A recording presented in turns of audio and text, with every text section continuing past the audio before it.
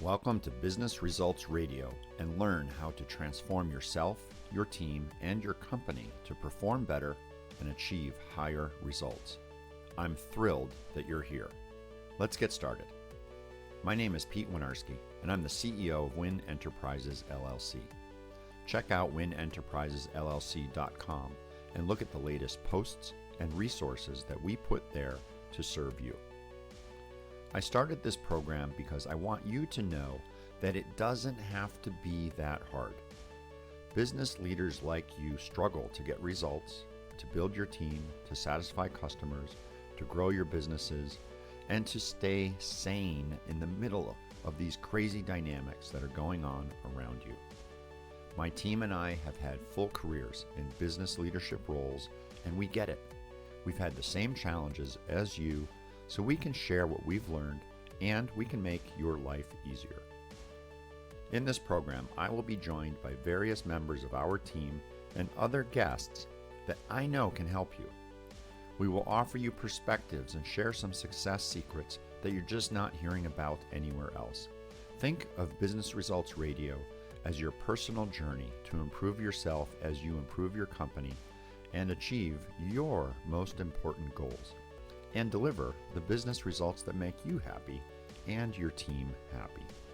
Now, let's get to today's episode.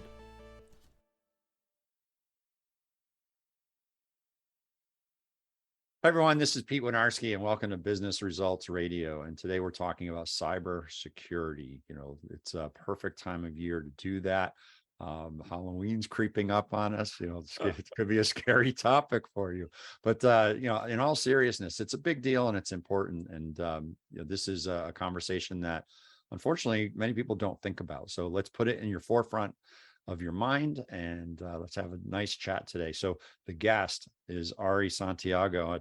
I'm going to share this bio that we pulled from from the website. CompassMSP is the name of the company. And Ari's the chief executive officer, and as you'll find, not just the CEO, but there's some hardwiring or soft wiring, if you think of it that way.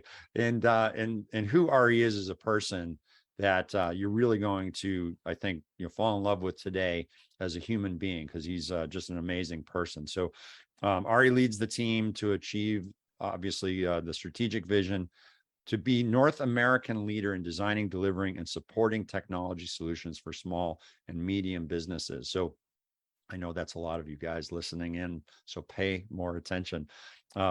He ensures that clients benefit from stronger, safer, and more forward-thinking technology solutions that drive business results. I should almost say that again, but we will get through that whole interview and that will come out. Simultaneously, Ari guides the Compass team to share best practices, develop a cohesive, fun culture, and develop opportunities for all team members to learn and grow. And that's what I mean about Ari being a real human being who cares about people and is a fun guy. So Ari, thank you for coming today. Welcome. Pete, thanks so much for having me on. So really my pleasure. Yeah, I actually, let's not go to cyber first. I want to talk about the culture and the core values that you are creating around you, because as business leaders on the line here, we all have that challenge of how do we get stuff done through our teams, through people. And so let's, you've got things like, work as a team, do the right thing, do what we say we'll do, bring value at every interaction, own it, and make the world a better place. See, I have to read it. You have it embodied. Yeah, well, that's the key, right? Repetition and making them real. We talk about it at Compass all the time. Our vision is to be North America's leader in delivering and supporting technology solutions for small and mid-sized businesses, which we define as 25 to 500 employees. So some people might, there's all different acronyms. Some people call that SME, whatever. But that's how we look at it. And the view from my perspective is the need is great in that cohort of companies to really embrace technology. I know we're going to talk about that in cybersecurity, but in order to do that effectively, the tools don't do anything on their own, or very little, pretty ineffective, right? The best drill, the best hammer, the fastest car, the fastest airplane, the best spaceship, rocket, whatever, unless you have an operator there who's committed to the success, who knows what they're doing, who feels like they're part of the mission of what's going on, the tool's not going to be very effective, or certainly going to be suboptimally effective. And so at Compass, when we think of our priorities in terms of how we're going to do what we do, our number one priority is teammate engagement, right? So people that work at Compass, we call them Compass navigators. And we know that our business is only as strong as our navigators. And so we owe it to our teammates to bring on other teammates that are good, to train them, to give them opportunities to grow in advance, and to keep the team moving in the right direction. So it's absolutely critical, and being really upfront about what our core values are. So, our mission, our vision, that's the value that we deliver, and how broadly we want to deliver it. But the core values really speaks to who we are. And so it's making sure that everyone that's on the team, all the navigators that we have and the ones that we bring on, all believe in those, same core values, right? So, and that's just really important. And so it's something that we talk about all the time. You go to a Compass meeting, it'd be very common, not only that we read aloud the mission and the vision, but we'll ask people, hey, what's something you saw in the last week where somebody was demonstrating do the right thing? Where did you see someone really demonstrate own it or make the world a better place? And through these stories of examples, we can help bring these things to life. And that's really all about just incrementally getting a little bit more alignment with the team every day to those core values. So that's how we think about it. And I just wrote a couple notes here because, I'm not just for, for the clients that we work with, because there are some who have excellent cultures who do some of those similar practices, but I'm, the self-reflection time, I'm not doing some of that in our own business. And, we have a, new hire starting Monday, right? So now's the time. Let's get it right. That's right. You should, at some point, if you're really interested in this, you should have our chief people officer on the podcast, John Pace. He's done a really great job driving that. We have we have our mission, our vision, our values, and our pillars. We call it MVVP. And so we do we have a regular MVVP trainings where we sort of talk about why they're important, how we bring them to life. When there's, we do classes every period of time. So everyone that started, and we also bring in, people that have been around for a long time, because it's always good to sort of get realigned.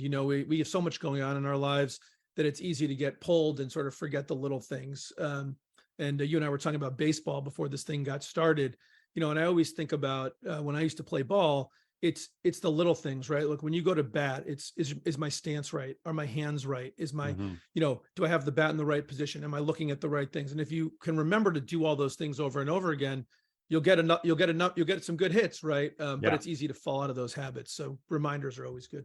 Right. And that's why you have to go and, all of those, readjust your batting gloves. And that's little Nomar Garcia Parra there. Yeah, exactly right. Follow all the routines. So we're talking about cybersecurity today. And by the way, I thank you for the idea of bringing your chief people officer on. I think it's, it's a timely topic. We'll get there as well. Today, though, we'll talk cybersecurity. And, the other thing we were talking about, we've known each other. We met first time, 10 plus years ago, and you've been in this IT techie type space for a long time. How did you evolve into really focusing and being an expert in cybersecurity? Well, in fairness, Pete, I'm an expert in understanding the value of cybersecurity. We've hired people at this point who are much smarter than me and actually doing it. So fair I don't point. want to take all that credit. But I mean, look, the cybersecurity. Look, I started my first IT business in 1992. Which is crazy. I mean, luckily that was a long time ago, but I was only 14, so that helps. But I, we're at that point was literally building and selling computers. When I was 16, started my first IT services business. So I've been doing this for a long time. And what really from the beginning, what I always saw was the value of technology in business, right? And we talked about that, and that's part of our mission and our vision. And it's always been about helping people get the most out of technology to move their business forward. So I never thought of us as like a Microsoft Windows shop or a networking shop or a whatever. I've always thought about how do we help clients leverage technology, and that technology from 1992 to today has changed quite a bit, right? And one of the things that's changed over that time is cybersecurity. the increasing popularity of the internet over the last 30 years obviously had a big impact on cybersecurity. And frankly, the speed of the internet, I don't know, people probably don't remember, but I remember, back in the early 2000s, if you wanted to get like a half a megabit of upload speed, right, you could be spending $1,000 a month. And I realize that's a little bit techie talk, but just to get some clarity, your normal home Comcast that you pay $50 a month for is 100 times faster than what people were paying $1,000 a month for 20 years ago. That's crazy. So just think about that at your house for $50, you have 100 times faster internet than people were spending $1,000 a month for just 20 years ago. And that really needs to sink in, because in my mind, it's been that innovation that's done the most to make cybersecurity need to be so forefront in our mind. And the reason I say that is because the increasing speed of the internet has made it much more usable for so many more things, right? The whole work at home that has become even more popular during the pandemic, but was already very popular beforehand. That's only possible because high-speed internet is cheap at home. If everyone had to spend $1,000 a month to work at home, no one would be working at home, right? So it's really the speed. And then what's happened with that speed is it's then allowed people, what we would call threat actors or TAs, these threat actors, it's allowed them to do things that really can damage your business and that cause people to have to pay. So I hope I'm not getting too much on a soapbox here, Pete, but That's I great. think most of your listeners have heard about ransomware. And so I just want to talk about what ransomware really is and why it's so important. So what ransomware really does is it doesn't just go in your system and encrypt data and then make you sort of pay the hostage fee to get the key, right? So when ransomware started a few years ago, all it really did was it would encrypt data inside your network, and then you wouldn't have the key. So there's actually nothing inherently evil about data encryption, right? Like you can use encryption to protect your own data. And the way sort of encryption works is, think of it very simplistically. Think of it like this. You take a piece of information and you put some code over the top that you can't read it without a key. So half the key is present on the data and the other half the key you have. So in a ransom attack, it's all the same basic thing. It's encryption. The data's all there. The data has half the key. The difference is you don't have the other half the key. The threat actor does, and they want to pay you. They make you pay for it. So that works. But what happens is if you have a good backup system, you just tell the threat actor, forget it. I don't need it. I'll just restore the data. And you could do that. So what they do now is they don't just encrypt the data. They get on your network and they copy, depending how big your network is, all or significant amounts of your data, in particular stuff that's what's called PII, personally identifiable information, or PHI, personal health information. And there's laws in place that if that data gets taken, you have to publicly tell everyone whose data was taken that it was taken. You probably have to pay for a year, 2 or 3 years of them to have identity protection. So these things are embarrassing and very expensive. I mean, one data file could have 10,000, 100,000 social security numbers on it. And you could have to pay, it might only be $50, $100 per person per year, but you do the math, 100,000 tremendous, yeah, times $100 times 3 years. That's a lot of money, right? So, and so what happens now is the ransom isn't just to get the key back to decrypt. It's also to prevent them from releasing all that data publicly on the internet. And so that's the real threat. Now, none of this would be possible if we didn't have massively high-speed internet. So, it's sort of with everything good, it's the yin and the yang. And so just to bring it all back full circle, as I've really been working with clients over these, last, 3 decades almost, on IT and just how to use technology to benefit your business, the need to protect has just gotten, so much bigger. Anyway, I could go deeper, but I think what's really, to answer your question, what's led me there is just a never-ending focus on how to help our clients leverage technology to get the most for their business. And cybersecurity now, it's just incredibly pivotal, because without it, nothing's there for you. Well, I remember back when I graduated from phone line to DSL, right? That was a big step. And then of course, here we are with cable, and fiber is in many of the communities today. So it sounds like as the speed has gone up, it not only is it a benefit, but the speed at which someone can steal from you has gone up. Yeah, and also the costs on their end, right? Like for me to be able to put up a hacking community, if I had to spend thousands and thousands of dollars a month on internet, that's just a barrier to entry. But as that Right. cost has gone down. Fair point. Now, obviously, you just talked about ransomware. I'm curious, if a threat actor, a TA, were to come after a particular business and they paid the ransom, is that the end of it, or are they now going to have an annual problem on their hands? Like, how does that work? Yeah, well, there's no definite answer, and I think it's hard to really know. It is my experience, okay, and I've been seeing this for many, many years, and we don't, just let's be clear, Compass and my predecessor company before Compass, actually all my predecessor companies, and I've never done work for the federal government. It's not been one of our target markets, and we don't do work for sort of Fortune 500 companies. So the reason I bring that up is I am certain that there are threat actors, some that are government backed, who are aggressively attacking our federal government, our Defense Department. I'm sure that, in fact, there was just an article recently that, Northrop Grumman was under attack. They're a big defense contractor for people that don't know, that was under attack from Russia recently, which they wouldn't confirm 100%, but, so I'm sure that there are companies, people local in Connecticut, Pratt and Whitney, Electric Boat, I'm sure there are those companies who have very sensitive technology that are specifically targeted. So but for the purpose of this conversation, since that's not my area of expertise, let's put that aside. I don't think that the companies that we work with, even large companies that we've helped in the past, with thousands of employees, it would be very surprising to me if any of them were specifically targeted. What happens is, well, I'm going to get a little bit, hopefully this isn't going too much down a rabbit hole, Pete, but you can pull me back if you want to. It's fine. No, well, it's interesting on, it's important for people to understand the sort of the why behind it.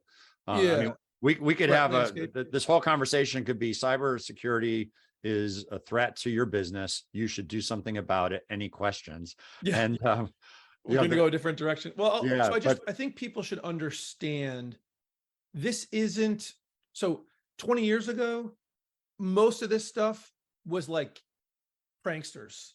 I mean, one of the calls I got, this is probably 12 or 15 years ago, that I remember, was a company in Glastonbury had called me, had heard who we were, called and said, we got a problem with their server. I went down there, and long story short, we basically figured out that someone from Brazil had gotten into their network. They didn't even have a firewall, and just deleted their server. Just literally got on and did like delete ***, basically. And my view is it's probably was just a prank. Some kid found a network, got in, and just whatever. We are so past that now. Right now, there is an entire industry. Like, for example, there are websites basically on the dark web. One called like Alpha Bay Market, which is very similar to eBay and how it works. If I showed you pictures of it, where basically you can go on there and buy social security numbers. You could buy passport pictures. You can buy malicious software. It gets bid up. There's seller rankings, buyer rankings, just like on eBay.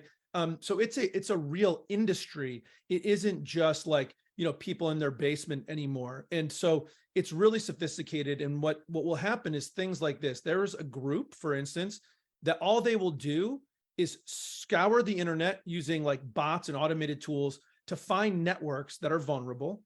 They will gain access to the network. They don't actually do the ransom. They sell the network access to someone who then does the ransom, right? Wow. So there's like a whole ecosystem and industry. It started as an automated exercise with the bots. I mean, that's really correct. And that's why I'm saying small and mid-sized businesses got to be prepared, because everyone's like, oh, why would someone bother with me? We're just an accounting firm in Avon, or whatever the message is. They don't know and they don't care. They create these programs that just scour the internet looking for firewalls that have holes in them, looking for Citrix farms that aren't patched, looking for not password allocated remote desktop, right? Like there's just, and then there's a whole slew of known vulnerabilities and they just go looking for those. And there's, there's people that will go out there and get access to US based computers. They will sell that access to people who want to break into networks. So they'll launch that attack from the computers that people compromise. Then once they get into networks, they'll sell that access to someone else who will do the ransom. So it's a huge industry. And the reason I just want to make that clear is that's why it's so important for people to protect themselves, because no one is too small. No one is like below the radar, because they don't even know who they're attacking. They're just looking for opportunity. Yeah. I mean, what you just build the case right there. You built it. Like you are vulnerable today, most likely, unless you have put layers of security in. And, how does someone even begin to know what to go do, how to protect themselves? I mean, you just described a real frightening scenario that, behind the wall is this whole other universe, the black web universe of it's not even organized crime, it's crime that is organized. I mean, yes, exactly. Well, wild. actually, ironically, organized crime is getting really, really involved in this, by the way. It's a whole separate conversation, but yeah, so I think look, here's the reality. I talk about 3 layers of cybersecurity all the time, which is protect, detect, and recover. Protect, and then we detect, probably need to layer recover. around, protect, detect, and recover. And we Got probably need to layer around that now something I've been really adding, which is continuous improvement. And the reality is that it's very difficult, if not impossible, to sort of keep up with all that's going on in this space. And there's going to be a balance, right? Because I mean, there's almost endless amounts of money you could spend on cyber. So you've got to sort of figure out, pick your spots and allocate effectively. So let me just back up and go over the protect, detect, and recover. So, Yeah. So let's talk about protect, right? So you need to have a protection strategy, and it needs to be looking at all of the key vulnerable areas of the network, right? So how am I going to protect from an edge network perspective? Firewall is the classic example. I have remote access for people. What are the places that I am allowing remote access into my network, and how are we protecting that? How am I making sure that my endpoints, what used to be called antivirus, if you're still running old school antivirus, don't. But you need to have endpoint protection. So what's my endpoint protection to make sure that's going correctly? How do I protect against my user accounts being hacked? So if you're not using multi-factor authentication on all of your logins for all of your users, do it. Let me just stop there, Pete, because I think if you're listening to this broadcast and you don't have multi-factor authentication for every user account, and if you don't know, find out. If you don't have it, get it, and get it today. And if I can, it sounds like that would be the same bit of advice. We're in a conversation today about protecting your business. Isn't that the same as, a household that has, the Samsung phones or the iPhones or the whatever, and they've got, so many laptops in their house, and they've got their Wi-Fi TV. I imagine every single one of those, you would say the same basic, protect yourselves with, yes. with the Yeah, especially for your bank, any bank or finance accounts, you need to have multi-factor.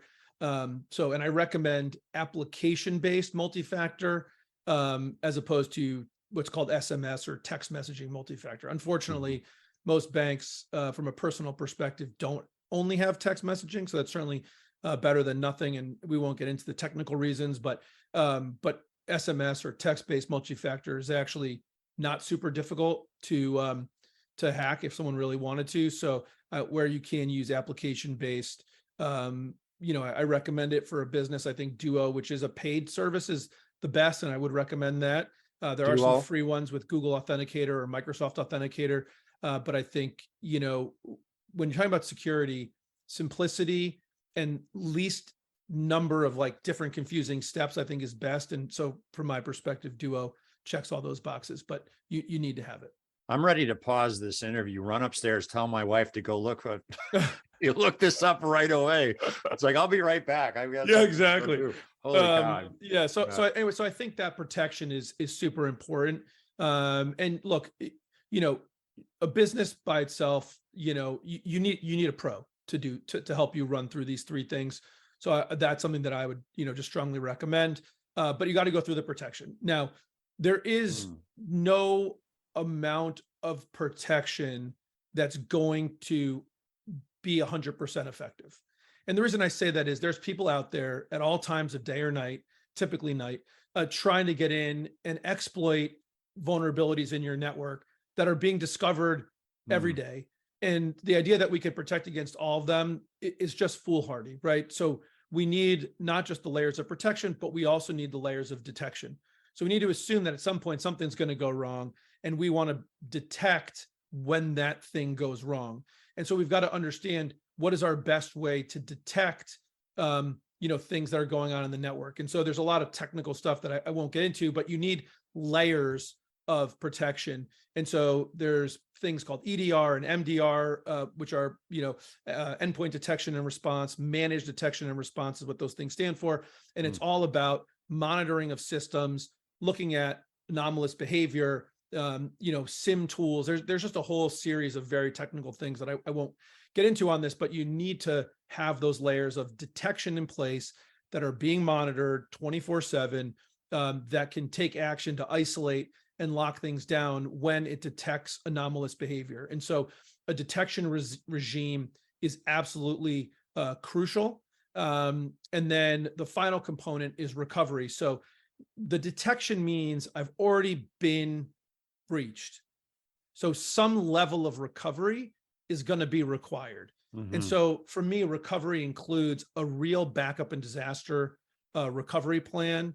And so, you know, you want to make sure that you've got a backup that's called immutable. That means it will not be able to be accessed or compromised or corrupted when someone gets in your network.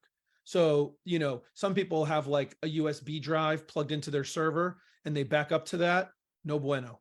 That's when they get in there, they'll just encrypt and delete your backup. If your backup has the same login and password and can be accessed through compromised credentials on your network, your backup is useless and you need a different backup. And so, you know, making sure that part of your recovery is, are you properly insured? Have you sat down with your insurance agent and understood, do we have the proper cyber liability coverage? What does it cover from a notification perspective? What does it cover? You know, there's issues there that need to be looked at.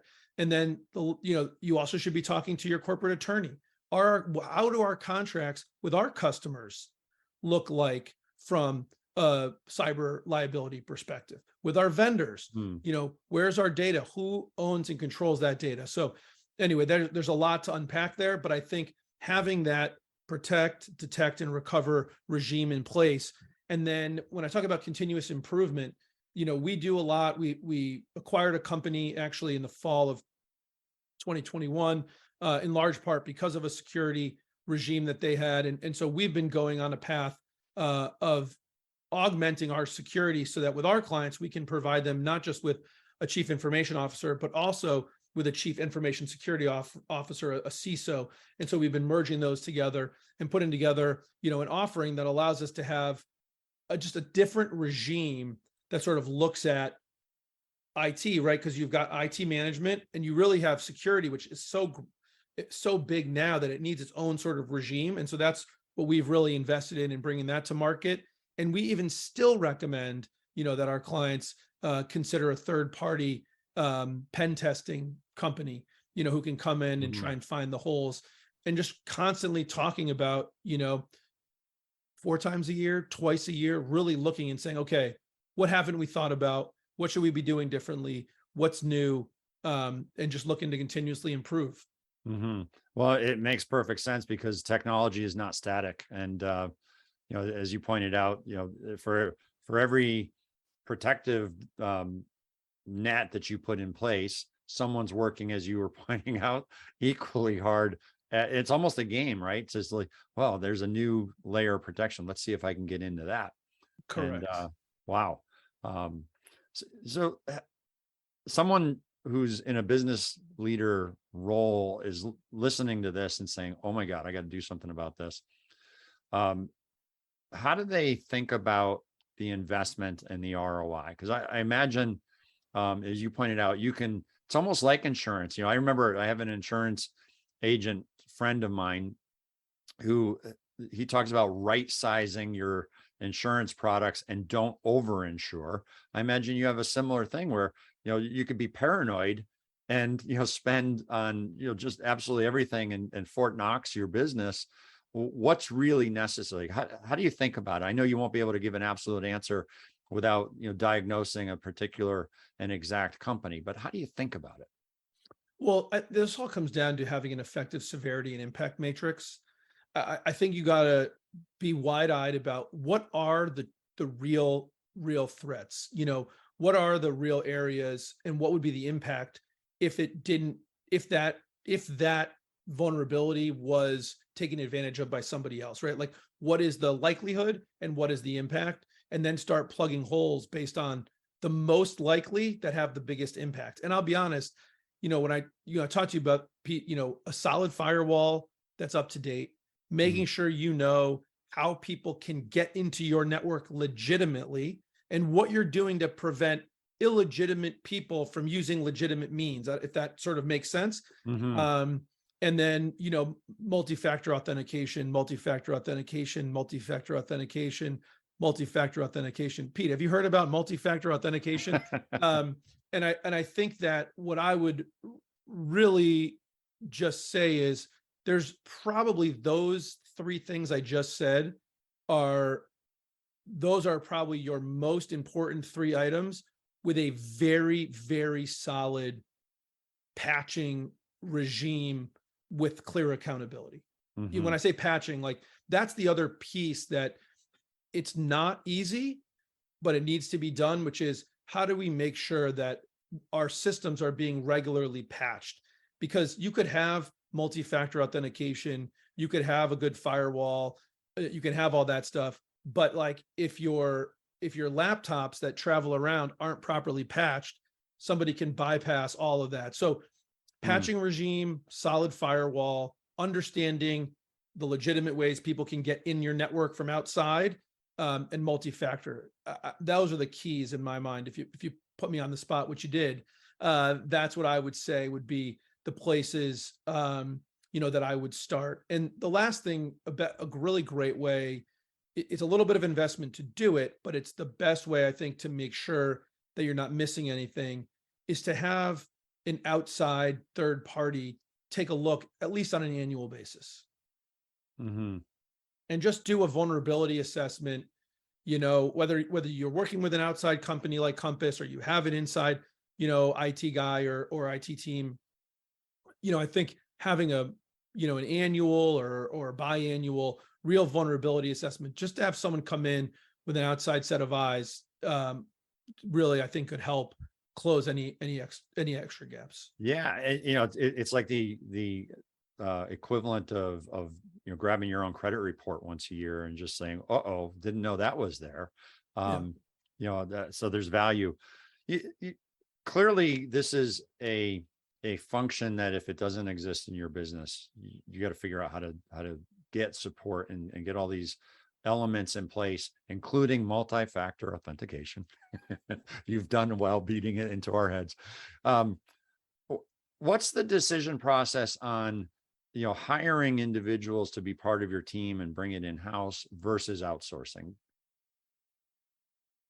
I mean, who are we? What's our target audience? I look, I mean, from our definition of a small and medium-sized business, it seems massively impractical to me to bring it in-house. I mean, look, I'm in the business, so a little bit maybe self-serving there, but there's a reason that I think this business is going to do really well for a long time. Mm-hmm. The reason I think bringing IT in-house and cybersecurity even more so than that is a few things. Number one, if you want to have a CISO, a chief information security officer, you're talking about a very large six-figure salary, very large, highly in demand, very interested in assessing vulnerabilities, coming up with plans.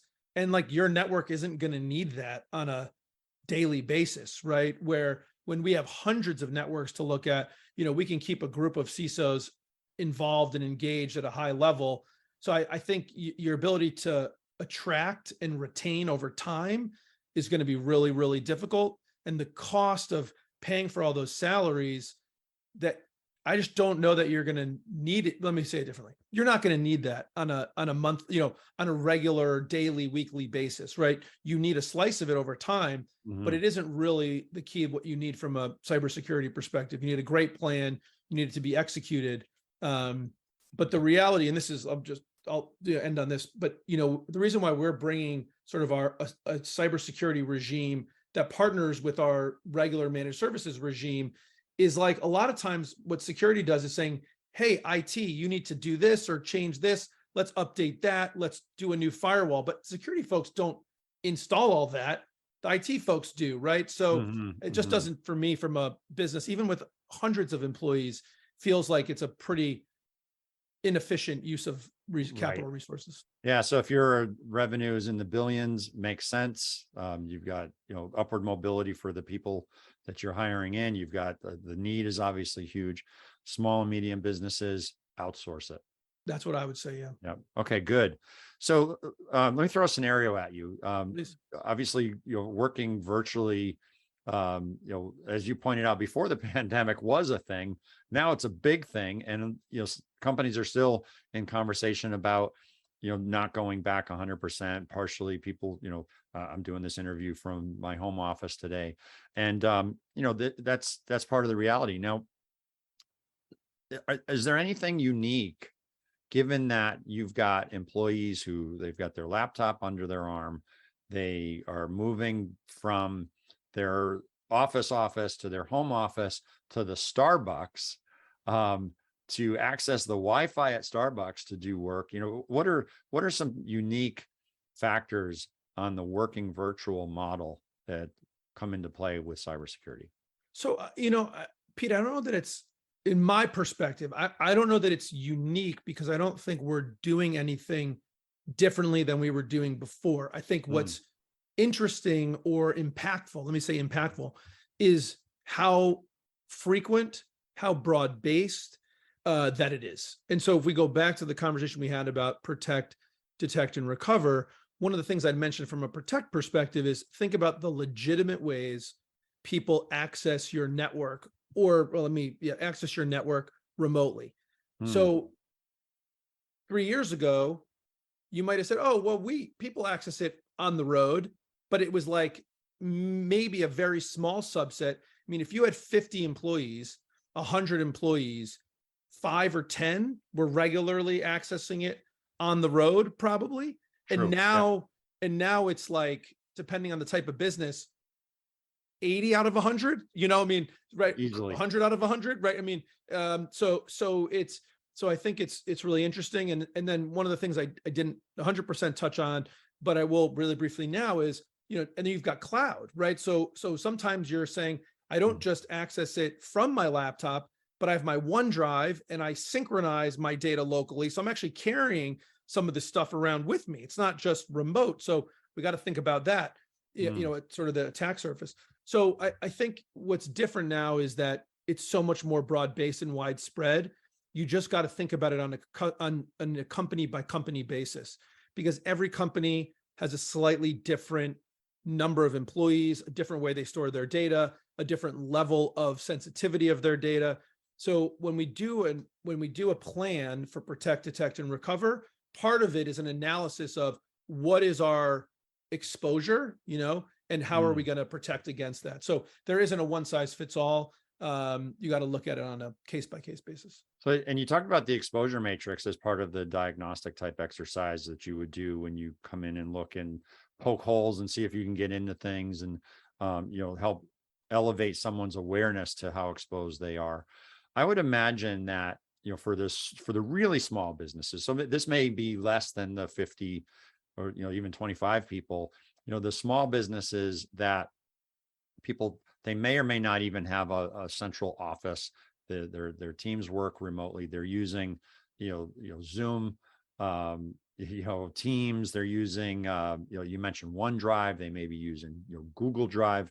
Does that add a layer of threat because they're relying on someone else's cloud? They don't have their own network, let's say, even in that case, which is, obviously makes it a little bit of a different discussion than what you normally handle and solve. But what's the watch out there? Well, I think the watch out there, Pete, is that two things. One is there's a belief that, oh, well, isn't Google taking care of it? Doesn't Microsoft take care of it? Mm-hmm. Or the second one is, oh, like we're so small, no one cares. And I'm just so busy doing this and that, I don't even think about it. So the reality is that you cannot outsource your cybersecurity unbeknownst to a company. So you can't just assume Google's taking care of it. You can't assume Microsoft's taking care of it. And the reason I say that is Microsoft is taking care of it from the someone hacking Microsoft perspective, or they are for the most part. But if someone captures, let's say we're working together, Pete, it's your business. Mm-hmm. I'm one of your employees. There's just a handful of us. If I go to a website and accidentally, and this, I've heard this happen bazillion times, I go to a website and I think it's a legit UPS website. This is a real life example that we helped someone with a couple of years ago. I put in my username and credentials. They download some software to my computer, and now they have control of my computer and can do things behind the scenes while I'm working. Right. Microsoft doesn't know that it's not the Ari Santiago, the real one with the credentials. It sees real credentials, and now it gives that person who is pretending to be me access to anything that I have. And one of the things we find with very small businesses is like everyone has access to everything. So, right, because that's efficient and blah, blah, blah. And so the question I think you got to go back to is a severity and impact. What would happen, and do I, what would it do to my business, and would I care? So I think the good news about being ultra small is you've got a much smaller overall surface area, right? So there's a lot less to protect. But you got to put in some time and effort to do it, would be my sense. Right. And the word layers is coming to mind, as you said earlier, making sure you have the right layers in place. So, as we're wrapping up, I want to call attention to, not just you as the cybersecurity guy with Compass, but also your Made in America podcast that you have, which is really a well followed podcast. And so for the listeners, obviously look up Ari from a Compass MSP standpoint, but also his podcast covers a lot of very important territory for we as manufacturers and out there in the world, and the businesses with the growth that are out there. So is this where I put a plug in for? I want you to please. Made in America with Ari Santiago. That's Find it on your favorite podcast app, or that's right. Yeah, I think it's Made in America with Ari.com. Yeah, I mean, it's been awesome. They appreciate you bringing it up. And I mean, this is sort of my hobby, my labor of love. Really enjoy doing it. And I've always been romantic about manufacturing. It's probably been from growing up, in New England, and just driving around and seeing the manufacturing history in real time, all over the place. Any highway you drive in New England, whether it's through Hartford or New Haven or Windsor or Worcester or Springfield, we see a lot of the history of manufacturing, that was built up in this region and still exists here in huge measure. And so what I'd seen was people just didn't understand that it was still present and still doing some amazing things, both for the economy locally, for the communities, for the people that they're in, and for the world writ large of the things that we make. And I wanted to bring attention to it, and ended up sort of being a little bit dared to a challenge that I couldn't find. I was sort of talking about it for a long time, and encouraging people to put it in the newspapers and stuff. And finally someone said, Ari, if you think there's so many great stories in manufacturing, why don't you tell them? And I was like, fine, I will. and sort of committed, this was several years ago, committed to interviewing someone in manufacturing every week for a year to share the great stories that were out there. And so that was the journey that we started, was really to help people see that manufacturing is, as I like to say, lean, green, and clean, not dark, dirty, and dingy, and just help them see what the new manufacturing and raise awareness kind of in the community. Number two was employees were hard to find. And so wanted people to know that there was great careers, in manufacturing that were high tech and super interesting and really impactful, and it wasn't this just sort of sitting there, pushing a button on a machine for 40 hours a week. And then number three, I've been really blessed. Any success that I've had is absolutely due to people that have been willing to share their lessons learned in their businesses, over the years. And the list is long, and I'm just been so privileged to have worked with and been shared with, by so many different people. And I thought, man, we could really create an opportunity for leaders to share successes and challenges and lessons learned, so we could learn and grow together. Because I really do believe a rising tide, lifts all boats. And so those were the three kind of objectives for the podcast. We got it started, and then 52 weeks went by so fast, and I was loving it. And Gail Tannenbaum, who's our executive producer of the podcast, was like, "Are we gonna keep going?" And I was like, "Yeah." And so I think we've just kind of graduated 3 years a couple months ago, and just really excited about it. And it's just been awesome to tell these great stories of manufacturers and manufacturing leaders. And we've had small startup manufacturers with 3 employees. We've had the governor of the state of Connecticut. We've had U.S. senators. We've had Sikorsky, and people on from big companies, small companies. So it's just been really great, and just an amazing journey, and super fun to do. That's fantastic. And one of the things that you said that really resonates with me is all of these people, you said you were blessed because of people sharing what they learned. And I want to echo that, because that's what we did today. And you shared, you really opened up, and frankly scared the hell out of us on cybersecurity, and why it is absolutely something that ought to be on your agenda right away if it hasn't been up until now. So any final parting word about cyber before we take off? No, Pete, listen, I think you're doing a great job getting it out there, because it's something that I think people think about. They read an article in the paper, they see something on their LinkedIn feed, and then it sort of goes by the wayside because we've got a million things going on. So my real recommendation would be to take action. I'm certainly happy. I'm sure my info will be in the bio. If I can connect you with somebody, I'm into it. For sure, follow me on LinkedIn. We're constantly posting updates, on cyber and business in general, including if on the podcast. So, look for me, Ari Santiago, on LinkedIn. Happy to do it, and just really appreciate you having me on, Pete. It was awesome. Ari, thank you for your time today. This was an outstanding conversation.